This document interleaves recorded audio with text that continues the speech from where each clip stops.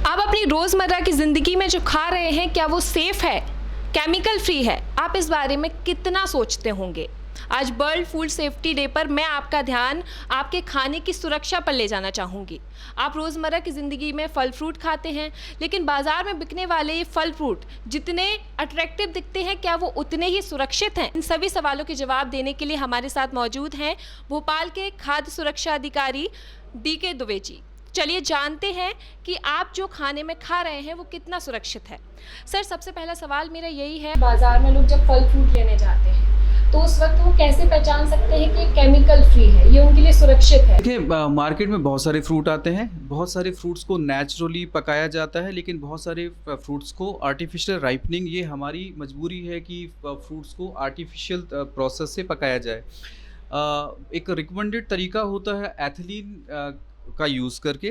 तो ethylene chambers होते हैं जिसमें एथिलीन गैस को फ्लोट किया जाता है।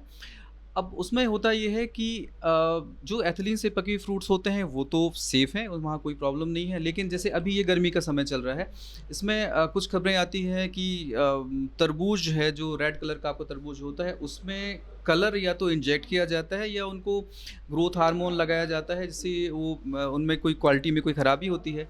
हाँ, एक तरीका ऐसा है कि आप पहचान सकते हैं कि क्या कोई रेड कलर का केमिकल का इंजेक्ट किया गया है। तो विनेगर जो होता है, जो घर पे हम विनेगर को यूज़ करते रहते हैं, वाइट कलर का जो विनेगर होता है, वो थोड़ा-सा विनेगर हम किसी वाइट से कपड़े में लेके या कॉटन में लेके अगर हम उस तरबूज के रेड पोर्शन को टच करते हैं और ज़्यादा क्वांटिटी में रेड कलर उस कॉटन में हमें दिखाई देता है विनेगर के टच में आके, तो आप ये मान सकते हैं कि उसमें इस तरह से कोई कलर इंजेक्ट किया गया है। अगर उसमें कोई आर्टिफ़िशियल कलर नहीं इंजेक्ट किया गया होगा, तो आपका जो कॉटन है वो बहुत कम कलर आएगा, क्योंकि तरबूज में एक्चुअली कलर होता है तो वो भी अपना कलर छोड़ता है। लेकिन अगर एक्सेसिव कलर उसमें आता है तो आप ये मानिए कि तरबूज को आर्टिफ़िशियल तरीके से पकाया गया है। एक बहुत आसान तरीका ये भी है कि छोटा तरबूज अगर वज़नदार होगा तो वो नेचुरली ग्रोन तरबूज होगा। एक और तरीका ये है कि आप ये देखें कि तरबूज के किसी एक साइड में येलो पैच पड़ा हुआ है, पीले कलर का धब्बा है, तो पीले कलर का धब्बा उसको जब रेत में रखा होता है, लंबे समय तक रेत में रखा होता है, तब वो पीले कलर का धब्बा पड़ता है। तो उसको अगर इस पैच पड़ा हुआ है, इसका मतलब ये है कि वो उसने अपना पर्याप्त समय लिया है। इसका मतलब उसको किसी चीज़ से फास्ट ग्रो करने के लिए उसमें हार्मोन जैसे नहीं लगाए हैं, ना तो कलर उसमें डला हुआ है। तो ये 2-3 चीज़ें हैं जिससे आप पहचान सकते हैं तरबूज को ख़ास तौर पर। फ्रूट नेचुरली अगर ग्रोन फ्रूट है तो आप ये मान के चलिए कि उसके स्किन में थोड़ा बहुत डैमेजेस होंगे, थोड़ा बहुत स्पॉट्स होंगे। हम इस बात में जाते हैं, खूबसूरती में जाते हैं, स्किन बहुत ही एकदम क्लियर स्किन पे जाते हैं।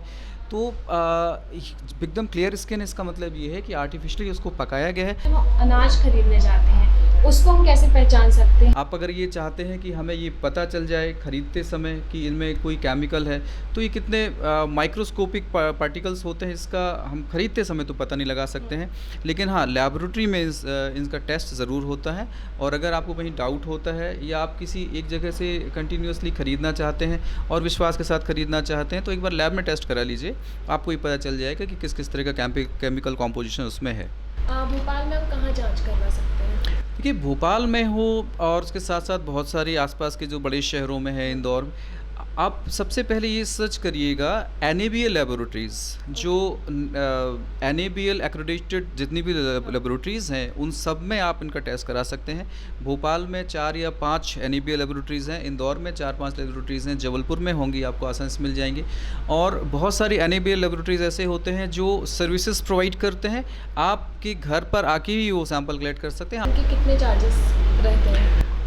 सबसे पहले तो डिपेंड करता है कि आप कौन-कौन से टेस्ट कराना चाहते हैं। आप जनरल टेस्ट कराना चाह रहे हैं तो 2000 से लेकर 3000 तक में जनरल टेस्ट हो जाते हैं। लेकिन पेस्टिसाइड टेस्ट अगर आप कराना चाहते हैं तो नो डाउट पेस्टिसाइड का जो टेस्ट है वो थोड़ा सा महंगा है, ये करीब 10,000 रुपये के आसपास तक का है। लेकिन ये वैसे ही है कि अगर आप सेफ्टी का ध्यान में रखते हैं, क्योंकि फूड बहुत इम्पॉर्टेंट चीज़ होता है, और अगर आप इस बात को देखना चाहते हैं, इंश्योर करना चाहते हैं कि आप गेहूँ या चावल ज़्यादा क्वांटिटी में हम यूज़ करते हैं, और कई बार हम साल भर के वो भी खरीद के रख लेते हैं, तो इन चीज़ों में अगर हम पेस्टिसाइड लेबल को चेक करना चाहते हैं तो डेफिनेटली हमको ये टेस्ट करवा लेना चाहिए। तो सर, इसकी रिपोर्ट कब तक आ जाती है? कितने दिन मुझे लगता है कि जो प्राइवेट लेबोरेटरीज़ हैं उनमें 5 से 10 दिन तक में तो आपको टेस्ट रिपोर्ट मिल जाएगा।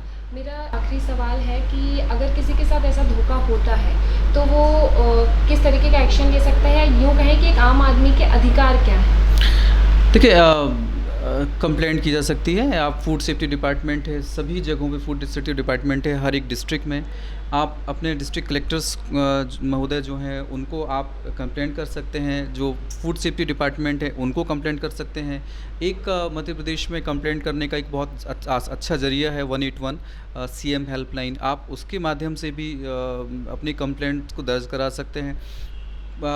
यानी आपको खाद्य सुरक्षा जो विभाग जो है उस तक अपनी कंप्लेंट को पहुंचाना है। जैसा कि दुबे जी ने बताया कि आप अपनी फूड सेफ्टी को लेकर किस किस तरीके की प्रिकॉशंस ले सकते हैं, आप अपने अधिकारों का भी प्रयोग करके शिकायत दर्ज करवा सकते हैं। तो ऐसी ही जानकारी के लिए जुड़े रहिए बंसल न्यूज़ डिजिटल के साथ। मैं उज्ज्वल राय, कैमरा पर्सन मोहम्मद औसाफ के साथ। यदि आप ये वीडियो YouTube पर देख रहे हैं तो हमारे चैनल को सब्सक्राइब करें और बेल आइकन को दबाना ना भूलें। अगर आप Facebook पर ये वीडियो देख रहे हैं तो हमारे पेज को लाइक करें। आप हमारे WhatsApp चैनल बंसल न्यूज को फॉलो कर हर दिन लाइव अपडेट्स भी पा सकते हैं।